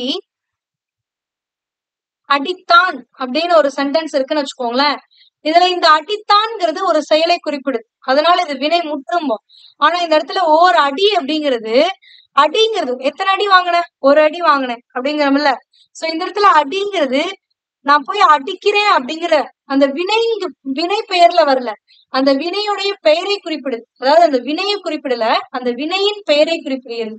ஒருத்தன் அடிக்கிறான், அவன் செய்யக்கூடிய அந்த செயலின் பெயரை குறிப்பிடுமாறு இந்த இடத்துல வருது. ஓகேங்களா? ஒரு செல்லமாக ஒரு அடி அடித்தான் அப்படிங்கிறோமா. சோ இந்த இடத்துல அடிங்கிறது அடித்தல் அப்படிங்கிற பொருள்ல வருது. ஓகேங்களா? என்ன பண்ணா அடித்தல். இந்த இடத்துல அடித்தான் அப்படிங்கிறது வினையுடைய இதை டைரக்டா குறிப்பிடுது. ஆனா இந்த இடத்துல அடிங்கிறது வினையை குறிப்பிடல, அந்த வினையின் பெயரை குறிப்பிடுகிறது. அவன் செய்யும் வினையின் பெயர், அவன் செய்யக்கூடிய தொழிலின் பெயர். இப்ப இவன் என்ன தொழில் பண்றான், அடிக்கிறான். அப்ப அந்த இடத்துல இந்த அடி அப்படிங்கிறது, இந்த அடிங்கிறது எதை குறிப்பிடுதுன்னா தொழிலை குறிப்பிடுகிறது. சோ அடித்தல் அப்படிங்கிற தொழில வருது. அதே மாதிரி ஒரு தட்டு தட்டினான் அப்படிங்கிறமா, இந்த இடத்துல தட்டு அப்படிங்கிறது பிளேட்டை மீன் பண்ணல, ஒரு தட்டு. அப்ப தட்டுதல் அப்படிங்கிற அந்த தொழிலை குறிப்பிடுகிறது. சோ அதான் அதே மாதிரிதான் இது எல்லாமே. அப்போ இந்த தட்டு உரை அடி இச்சொற்கள் முறையே தட்டுதல் உரைத்தல் அடித்தல் என்னும் பொருள்படும் போது முதல்நிலை தொழில் பெயர்கள் ஆகின்றன. ஓகேங்களா? இது ஒரு சென்டென்ஸ்ல இப்போ செல்லமாக ஒரு அடி அடித்தான், செல்லமாக ஒரு தட்டு தட்டினான் அப்படின்றோம். அந்த இடத்துல தட்டுங்கிறது தட்டை குறிப்பிடல, தட்டுதல் அப்படிங்கிற அந்த தொழிலை குறிப்பிடுகிறது. சோ அதனால இந்த தொழில் பெயர். அதே மாதிரி இந்த இடத்துல செல்லமாக ஒரு அடி அடித்தான், இந்த இடத்துல அடிங்கிறது அடிப்பகுதியை குறிப்பிடல, ஒரு அடித்தல் அப்படிங்கிற அந்த தொழிலின் பெயரை குறிப்பிடுகிறது. சோ அதனாலதான் இது தொழில் பெயர். இந்த தொழில் பெயர் விகுதி பெறாமல் முதல்நிலை, அதாவது வினை அப்படியே வருவதனால் இதை முதல்நிலை தொழில் பெயர் அப்படின்னு சொல்றாங்க. ஓகேங்களா? இதுவே இந்த முதல்நிலையே அப்படியே வராம அது கொஞ்சம் திரிந்து வந்துச்சுன்னா அததான் முதல்நிலை திரிந்த தொழில் பெயர்மாங்க. இப்போ விகுதி பெறாமல் முதல்நிலை திரிந்து வரும் தொழில் பெயர் முதல்நிலை திரிந்த தொழில் பெயர் அப்படிமோ. எடுத்துக்காட்டா, இதுல கெடு அப்படின்னா கெடுதல்ங்கிறது தான் தொழில் பெயர். இதுல வினை என்னது கெடு. சோ இந்த கெடுங்கிறதுல இந்த முதல் எழுத்து கேடுன்னு திரிவடைந்து வந்துச்சு அப்படின்னா அதுதான் முதல்நிலை திரிந்த தொழில் பெயர் அப்படிம்பாங்க. சுடுங்கிறது அப்படியே வந்துச்சுன்னா அது முதல்நிலை தொழில் பெயரா இருந்திருக்கும். ஆனா சுடுங்கிறது சூடுன்னு வருது, ஆனா இதற்கான பொருள் என்னன்னா சுடுதல் அப்படிங்கறதுதான் பொருள். அப்ப இந்த முதல் எழுத்து திரிந்து வந்திருக்கா. சோ அதனாலதான் இத முதல்நிலை அப்படியே வராமல் திரிந்து வருவதனால் முதல்நிலை திரிந்த தொழில் பெயர் அப்படின்னு சொல்றாங்க. ஓகேங்களா? அடுத்து நம்ம பார்க்கக்கூடியது என்ன அப்படின்னு பாத்தீங்கன்னா வினையால் அணையும் பெயர். அதற்கு முன்னாடி தொழில் பெயர்னா என்னன்னு பாத்திரலாம் ஒரு வாட்டி. ஒரு வினையின் அல்லது ஒரு செயலை குறிக்கும் பெயர் தொழில் பெயர். ஒரு பெயரை, ஒரு தொழிலின் பெயரை, ஒரு செயலின் பெயரை குறிப்பிடும் பொழுது எண் இடம் காலம் பால் ஆகியவற்றை குறிப்பாலும் வெளிப்படையாகவும் உணர்த்தவே உணர்த்தாது. அப்படி வரக்கூடியது மட்டும்தான் தொழில் பெயர். இது விகுதி பெற்ற தொழில் பெயர். தள்ளல் அம்மை கை வை வி உ சி இதெல்லாமே வந்துச்சு, அந்த விகுதிகள்லாம் பெற்று வந்துச்சுன்னா அது விகுதி பெற்ற தொழில் பெயர். விகுதி பெற்று எதிர்மறை பொருள்ல வந்துச்சு அப்படின்னா அது விகுதி பெற்ற எதிர்மறை தொழில் பெயர் அப்படிம்பாங்க. அடுத்தது விகுதிகள் இல்லாமல் வினையுடைய அந்த அடிப்பகுதி அப்படியே வந்து ஆனால் ஒரு தொழிலின் பெயரை குறித்தால் அது முதல்நிலை தொழில் பெயர். அதே ஒரு வினையின் அடிப்பகுதி அப்படியே வராமல் அது கொஞ்சம் திரிவடைந்து விகுதி பெறாமல் வரக்கூடியது எது அப்படின்னா முதல்நிலை திரிந்த தொழில் பெயர். ஓகேங்களா? அடுத்தது வினையால் அணையும் பெயர். இது என்னங்கிறத நான் எளிமையா சொல்லிடுறேன். வினையால் அணையும் பெயர் அப்படின்னா இப்ப எடுத்துக்காட்டா சொன்னவள்னு எடுத்துக்கோங்களேன். ஏன்னா இதுதான் எல்லாருக்குமே கன்ஃபியூஸ் பண்ண ஒண்ணு, இந்த வேர்டை யாராலையும் மறக்க முடியாது. சொன்னவள் அப்படிங்கும் போது சொன்னவள் அப்படிங்கிறது ஒரு நபரைத்தான் குறிப்பிடுது, ஆனா சொல்லுதல் அப்படிங்கிற அந்த வினையை குறிப்பிடல. அப்ப அந்த வினை செய்தவரை குறிப்பிடுகிறது. ஓகேங்களா? சோ இதுதான். அப்போ ஒரு வினை சொல்லானது வினையை குறிப்பிடாமல் அந்த வினை செய்யும் நபரை குறிப்பிட்டால் அதுதான் வந்து வினையால் அணையும் பெயர். அதாவது வினையை குறிப்பிடாமல் அந்த வினைக்கு ஆகியவரின் பெயரை குறிப்பிடுவது வினையால் அணையும் பெயர் அப்படின்னு சொல்லுவாங்க. இப்ப சொன்னவள் அப்படின்னா அந்த பொருள் முற்று பெற்றுருச்சுல்ல, அந்த வினை சொல்லுடைய இந்த இடத்துல இது வினை சொல் தான். ஆனா இது வினை பொருள்ல வரல, ஒரு ஒன்றன் நபரை குறிப்பிடுகிறது, ஒன்றன் பெயரை குறிப்பிடுகிறது. அதனால அது வினையால் அணையும் பெயருங்கிறோம். சோ ஒரு வினை முற்றுக்குரிய எல்லா தன்மையும் பெற்று வேற்றுமை உருவை ஏற்றும் ஏற்காமலும் வேறொரு பயனிலையை கொண்டு முடிவது வினையால் அணையும் பெயராகும். அது என்ன மேம் பயனிலைங்கிறாங்க? இங்க எது பயனிலை? என்ன வேற்றுமை உருவு பெறணும், என்ன ஏற்க கூடாது அப்படின்னு கேக்குறீங்களா? எல்லாருக்கும் இப்ப ஞாபகம் வரும், சொன்னவள் கலா. இந்த சென்டென்ஸ் எங்க படிச்சீங்கன்னு ஞாபகம் இருக்கா? எல்லாருக்குமே டிஎன்பிஎஸ்சி ஆஸ்பிரன்ஸ் எல்லாருக்குமே டவுட் வரக்கூடிய ஒரு சென்டென்ஸ் அப்படின்னா தொடர் இலக்கணத்துல இந்த பகுதி. அதாவது நீங்க 9th ஸ்டாண்டர்ட்ல இயல் 1ல தொடர் இலக்கணம் படிச்சிருப்போம். அந்த தொடர் இலக்கணத்துல இதுல கலா அப்படிங்கிறதுதான் பயனிலைன்னு சொல்லியிருப்பாங்க. அதுவும் கலாங்கிறது ஒரு பெயர் சொல்லுங்கிறதுனால இது பெயர் பயனிலைன்னு குறிப்பிட்டிருப்பாங்க. அது எப்படி மேம் சொன்னவள் தானே பயனிலையா இருக்கணும், எப்படி கலாங்கிறது ஒரு பெயர் சொல், அப்ப அது எழுவாய் இதுதானே பயனிலை, இது எப்படி சொல்றாங்க அப்படின்னு நிறைய பேர் டவுட் வரும். சோ அந்த இடத்துல நான் உங்களுக்கு ஆல்ரெடி 9th இயல் 1லயே வந்து எக்ஸ்பிளனேஷன் கொடுத்துட்டேன். அப்பவே நிறைய பேருக்கு புரிஞ்சிருக்கும். ஆனா அதை இங்க வந்து வேற மாதிரி இம்ப்ளிமெண்ட் பண்ணிருக்காங்க பாருங்க.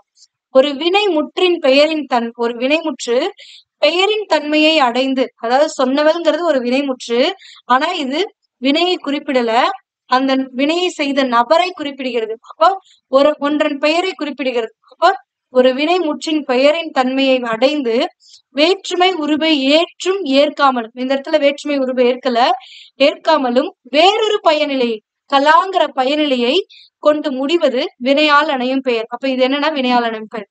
ஓகேங்களா? சோ அப்ப இது வந்து பயனிலை கிடையாது, பக்கத்துல இருக்கு பாருங்க, இது வந்து இன்னொரு பயனிலையை கொண்டுதான் முடியும். அந்த பயனிலை ஒரு பெயர் சொல்ல அமைந்தனால அது பெயர் பயனிலை. இதுவே ஒரு வினா சொல்லா கூட அமையலாம். விளையாடுபவன் யார் அப்படிங்கிறமா, இந்த இடத்துல இது ஒரு விளையாடுபவன் அப்படிங்கிறது வினையை குறிக்கவில்லை, ஒரு நபரை குறிப்பிடுகிறது. அப்ப இது ஒரு வினையால் அணையும் பெயர். இது பயனிலையா வராது. இது என்ன பண்ணும், இன்னொரு பயனிலையை பெற்று தொடரை முற்று பெற வைக்கும். அப்ப இதுக்கப்புறம் வரக்கூடிய பயனிலைனா யாரு தானே இருக்கு, அப்ப யாருங்கிறதா பயனிலை. அப்ப இது ஒரு வினாச்சொல் அமைறதுனால இது வினா பயனிலை அப்படின்னு சொல்லி நம்ம படிச்சிருப்போம் 9th. ஓகேங்களா? சேம் சென்டென்ஸே அங்க கொடுத்திருக்க. அப்ப இந்த வினையால் அணையும் பெயருங்கிறது பயனிலையா வராது. அப்ப இது என்ன பண்ணும், வேறொரு பயனிலையை கொண்டுதான் முடியும். ஓகேங்களா? அப்படி கொண்டு முடிவதுதான் என்னது, வினையால் அணையும் பெயர். அப்போ ஒரு வினை முற்று பெயரின் தன்மையை அடைந்து வேற்றுமை உருவை ஏற்றோ, இந்த இடத்துல வேற்றுமை உருவு சேர்ந்து வரலாம், சேராமலும் வரலாம், ஏற்றோ அல்லது ஏற்காமலும் வேறொரு பயனிலையை கலா யார் போன்ற வேறொரு பயனிலையை கொண்டு முடிவது வினையால் அணையும் பெயர்.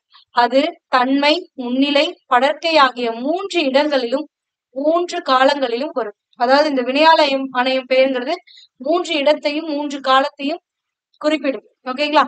எடுத்துக்காட்டா பாருங்களேன், வந்தவர் அவர்தாம் அப்படிங்கிறமா, இதுல வந்தவர் அப்படிங்கிறது வினையால் அணையும் பெயர். வந்தவர் அப்படின்னா காலம் என்னன்னு தெரிஞ்சிச்சு, இறந்த காலம். புரிஞ்சுச்சா?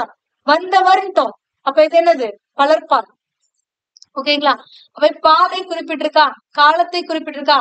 வந்தவர் அப்படிங்கும் போது வந்தவர்னா என்ன பத்தி, நான் பேசுறவனை குறிக்காது, முன்னாடி இருக்கவனையும் குறிக்காது, இன்னொருத்தனை குறிக்குது. அப்ப அது என்னது, படர்க்கை. அப்ப இடத்தையும் குறிப்பிடுது, காலத்தையும் குறிப்பிடுதா, அததான் இந்த இடத்துல மென்ஷன் பண்ணிருக்காங்க. அப்ப வந்தவர் அவர்தான், இந்த இடத்துல வந்தவர்ங்கிறது வினையால் இணையும் பெயர். இது வேறொரு பெயரிலையை கொண்டு முடிவு பெற்றுள்ளது. அடுத்தது பொறுத்தார் பூமி ஆழ்வார். இதுலயும் பாருங்க பொறுத்தார், இதுல பொறுத்தார்ங்கிறது என்னது, வினைமுற்று.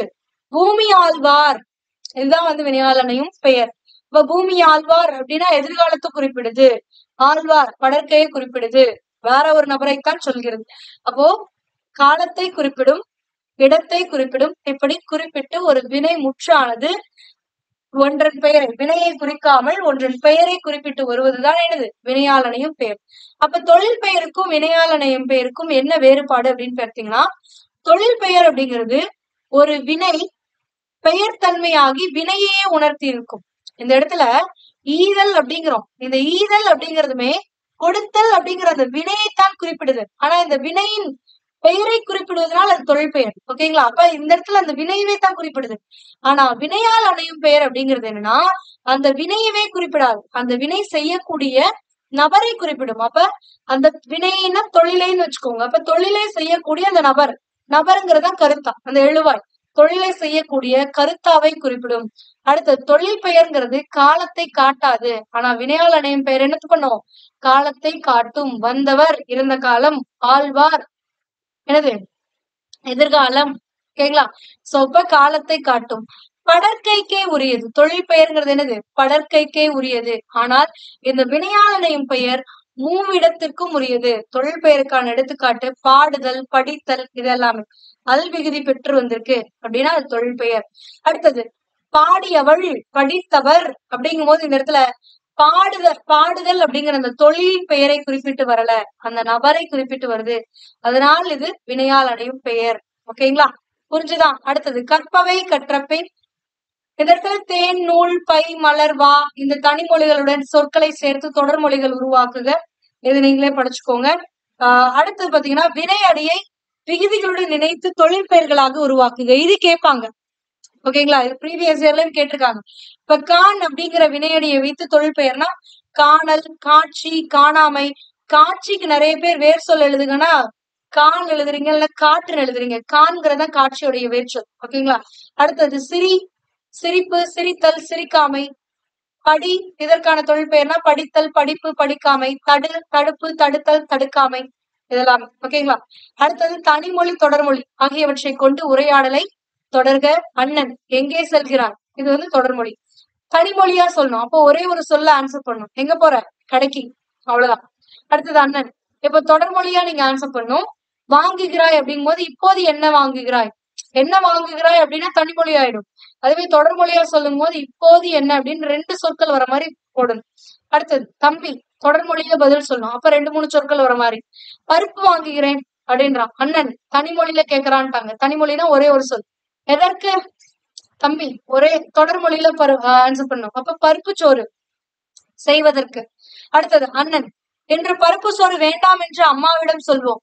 பருப்பு சோறு செய்ய அம்மா வாங்கிட்டு வர சொன்னாங்கிற ஒரு தொடர்மொழி.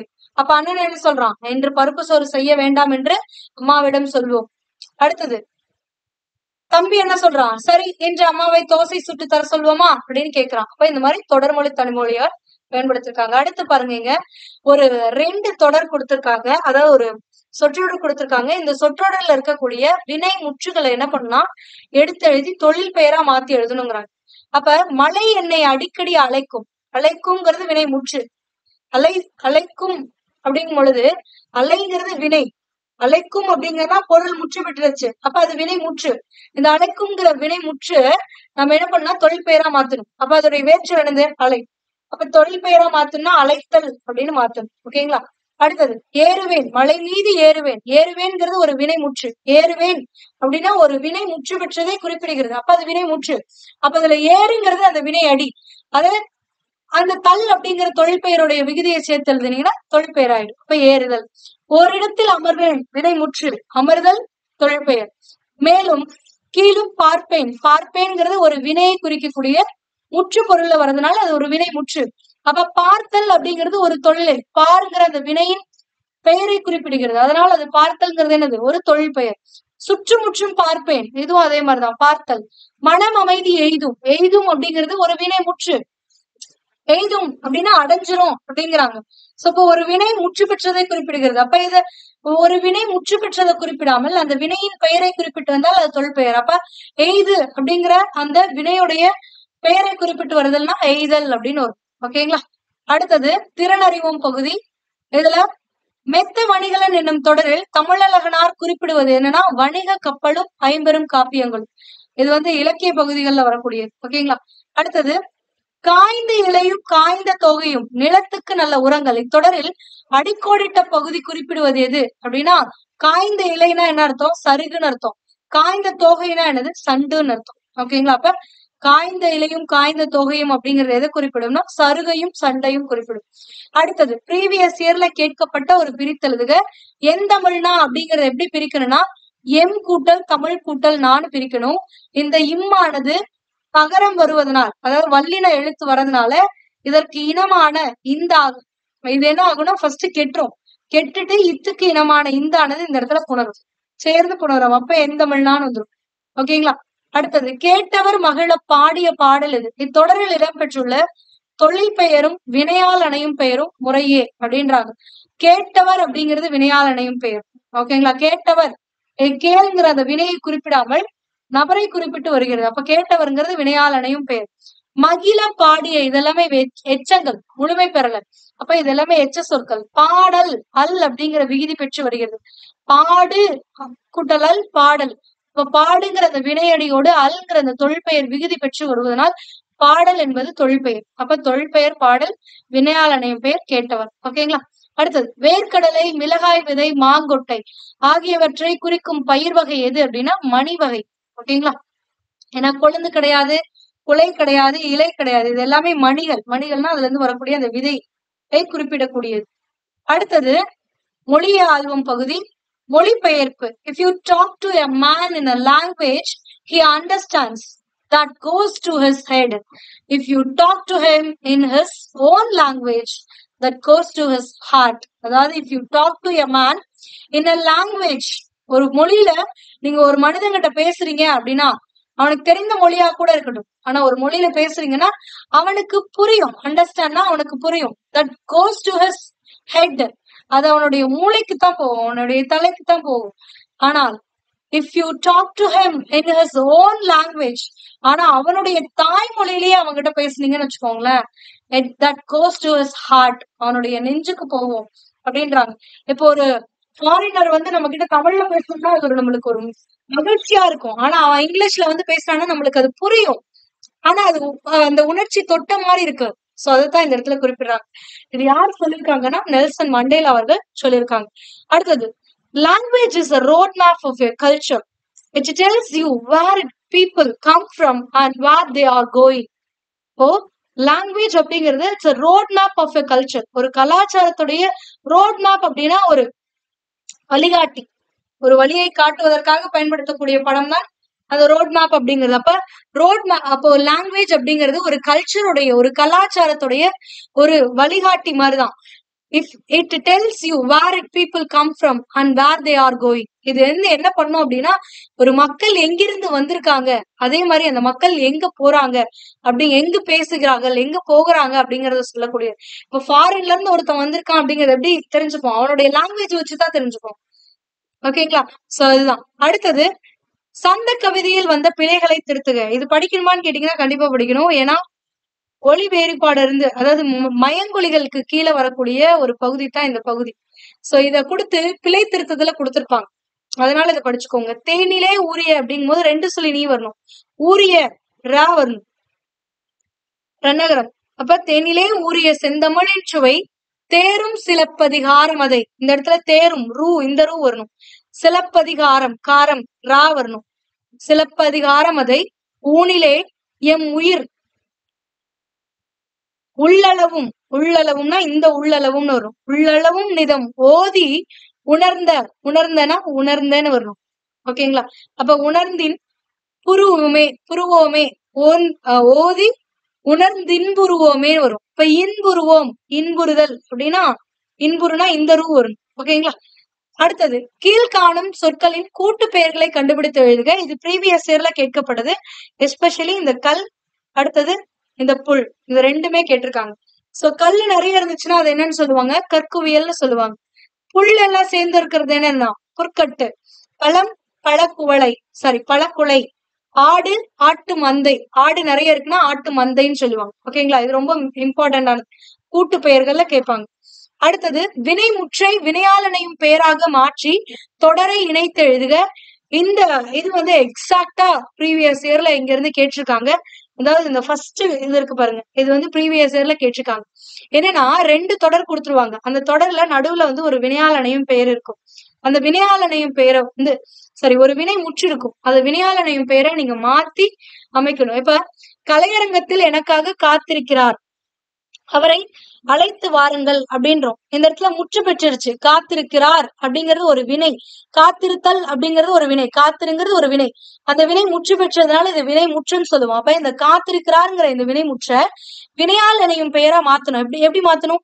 காத்திருக்கிறார் அப்படிங்கும் போது அந்த நபரை குறிப்பிடுற மாதிரி மாத்தணும். அப்ப கலையரங்கத்தில் எனக்காக காத்திருக்கிறவரை அழைத்து வாருங்கள் அப்படின்னு மாத்தணும். அடுத்தது ஊட்டமிகு உணவு உண்டார். இதுவும் ப்ரீவியஸ் இயர்ல கேட்டிருக்காங்க. ஊட்டமிகு உணவு உண்டார், அவர் நீண்ட வாழ்நாள் பெற்றான்னு இருக்கா. சோ அப்ப உண்டார் அப்படிங்கும் பொழுது இந்த இடத்துல வினை முற்று பெற்றுருச்சு. அப்ப ஊட்டமிகு உணவு உண்டவர், அவர் உண்டவர் நீண்ட வாழ்நாள் பெற்றார் அப்படின்னு வரும். அடுத்தது நேற்று என்னை சந்தித்தார், அவன் என் நண்பர் அப்படின்னு வருதா. இப்ப இதை இணைத்து எழுதுங்க. நேற்று என்னை சந்தித்தவர் வினையாளனையும் பெயர், என் நண்பர். பொது அறிவு நூல்களை தேடி படித்தார், போட்டித் தேர்வில் வென்றார். இதுல பொது அறிவு நூல்களை தேடி படித்தவர் போட்டித் தேர்வில் வென்றார்னு வரும். ஓகேங்களா. அடுத்தது தொடர்களில் உள்ள வண்ண சொற்களுக்கு பதிலாக அதே பொருளுடைய வேறு சொற்களை பயன்படுத்தி தொடர்களை மீள எழுதுக அப்படின்றாங்க. இங்க இருக்கக்கூடிய அதே சொற்களுக்கு அதாவது அதே பொருள் பெறக்கூடிய வேற ஒரு சொல்ல நம்ம பயன்படுத்துறோம். உலகில் வாழும் மக்களில் சிலர் கனி இருக்க காய் புசித்தலை போல இன்சொல் இருக்க வன்சொல் பேசி இன்னற்படுகின்றனர் அப்படின்றமா. இதுல உலகில் அப்படிங்கிறத இன்னொரு சொல் என்னது? புவியில் அர்த்தலாம். மக்களில்னா மானுடர்கள். அடுத்தது கனினா பழம், புசினா உண்தல். அடுத்தது இன்னல்னா துன்பம். அடுத்தது வள்ளல் குமணன் வறுமையால் வாடி வந்த புலவனுக்கு தன் தலையை கொடுத்து மங்கா புகழ் பெற்றான். மன்னிச்சிருங்க, மாங்கா புகழ் இல்ல, மங்கா புகழ். அப்படிங்கும்போது வள்ளல் குமணன் வறுமைனா ஏழ்மையால் வாடி வந்த புலவனுக்கு, அறிஞர்களுக்கு தனது தலையை கொடுத்துனா ஈந்து மங்கா புகழ் பெற்றான். புகழ்னா பெருமை பெற்றான். ஓகேங்களா.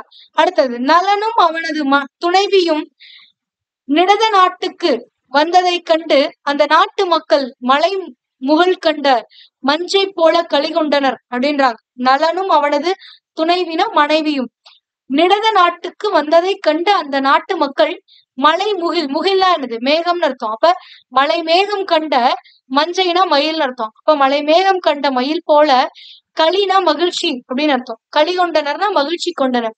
அடுத்தது சோலையில் பூத்த மலர்களில் சுரும்புகள் மொய்த்து பண்பாடி மது உண்டன அப்படின்றோம். அப்ப சோலைனா நந்தவனம், நந்தவனத்தில் பூத்த மனமுள்ள மலர்களில் சுரும்புகள்னா வண்டுகள் மொய்த்து பண்பாடி மது உண்டன. மதுனா தேன் அர்த்தம். தேன் உண்டன. ஓகேங்களா. அடுத்தது பசு போல் சாந்தமும் புலி போல் தீரமும் யானை போல உழைப்பும் மனிதனுக்கு வேண்டும். இதுல பசு அப்படிங்கறத எப்படி குறிப்பிடலாம்? ஆணு குறிப்பிடலாம். இப்ப ஆப்போல் சாந்தமும்ங்கிறது அமைதியும், புலி போல், புலினா வேங்கை போல் தீரம்னா வீரம்னு அர்த்தம். இப்ப வேங்கை போல் வீரமும், யானைனா களிறு போல் உழைப்பும் மனிதனுக்கு வேண்டும். அப்ப எப்படி சொல்லலாம்? ஆப்போல் அமைதியும் வேங்கை போல் வீரமும் களிறு போல உழைப்பும் மனிதனுக்கு வேண்டும் அப்படின்னு சொல்லலாம். அடுத்தது சொற்களை இணைத்து புதிய சொற்களை உருவாக்குக. தேன், விளக்கு, மலை, விண், மணி, விலங்கு, செய், மேகலை, வான், பொன், பூ இதெல்லாம் கொடுத்திருக்காங்க. இதுல எப்படி இது பண்ணலாம்? மணி மேகலைன்னு சொல்லலாம். அடுத்தது பூமணின்னு சொல்லலாம். அடுத்தது வான்மலைன்னு கணக்கு பண்ணலாம். அடுத்தது தேன்மலை, பூமலை, பொன் விளக்கு இதெல்லாமே சொல்லலாம். இதுல இந்த மணிமேகலை இது வந்து ப்ரீவியஸ் இயர்ல கேட்டிருக்காங்க. இந்த இது ஓகேங்களா. ஒரு 4-5 சொற்களை கொடுத்துட்டு இதுல எந்த இணை சரியா வரும், இங்க இருக்கக்கூடிய சொற்களை வைத்து எந்த சொல்லை உருவாக்க முடியும்னு கேட்பாங்க. சோ இது ரொம்ப இம்பார்ட்டன்டானது, பாத்துக்கோங்க. அடுத்தது குறிப்புகளை கொண்டு வினாவிலேயே விடை இருப்பது போன்ற வினா தொடர்களை அமைக்க. சோ குறளின்பம், சுவைக்காத இளநீர், அடுத்தது காப்பிய சுவை, மனித குல மேன்மை, விடுமுறை நாள். இதை வச்சு உங்களை ஒரு ஒரு கொஸ்டின் கேட்க சொல்றாங்க. அப்ப குறள் இன்பத்தில் திளைக்காத தமிழன் உண்டா அப்படிங்கிறோம்.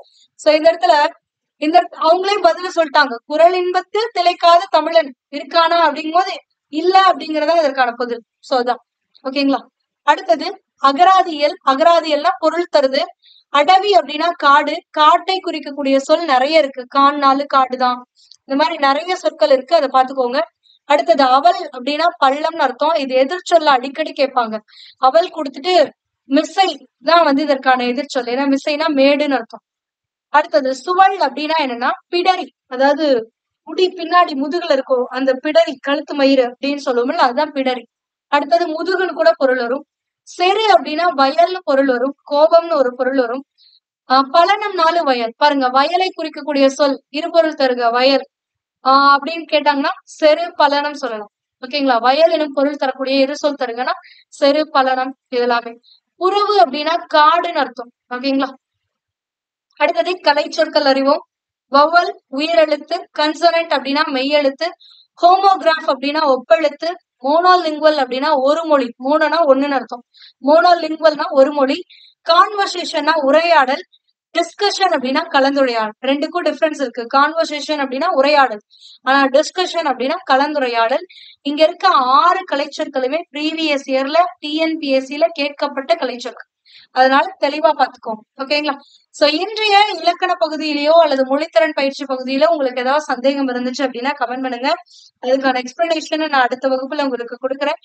இதே மாதிரி உங்களுக்கு already 6th 7th 8th 9th இருக்கக்கூடிய இலக்கணம் மொழித்திறன் பயிற்சி ஒவ்வொரு இயல்ல இருக்கக்கூடியதும் video classes, detailed video classes வேற எங்கேயும் ரெஃபர் பண்ணவே தேவையில்லை. டவுட் எல்லாமே கிளியர் கட்டா புரியுற அளவுக்கு ஒரு தெளிவான விளக்கத்தோட வீடியோ கிளாஸஸ் பிஏ புக்ல அப்லோட் பண்ணிருக்கோம். சோ இந்த வீடியோ கிளாஸஸ் எல்லாமே நம்மளுடைய பிஏ புக் சேனல்ல இலக்கணமும் மொழித்திறன் பயிற்சின்னு ஒரு செப்பரேட் பிளேலிஸ்ட்ல அவைலபிளா இருக்கு. சோ இந்த பிளேலிஸ்ட்ல இருக்கக்கூடிய வீடியோ கிளாஸஸ பார்த்து உங்களுடைய ப்ரிப்பரேஷன்ல பயன்படுத்திக்கோங்க. இந்த வீடியோ கிளாஸஸ் நீங்க மட்டும் பயன்பெறாமல் உங்களுடைய நண்பர்களோடையும் பகிர்ந்து கொள்ளுங்க. சோ அப்ப அவங்களும் பயன்பெறுவார்கள். For more videos, stay tuned with BA Book. Thank you.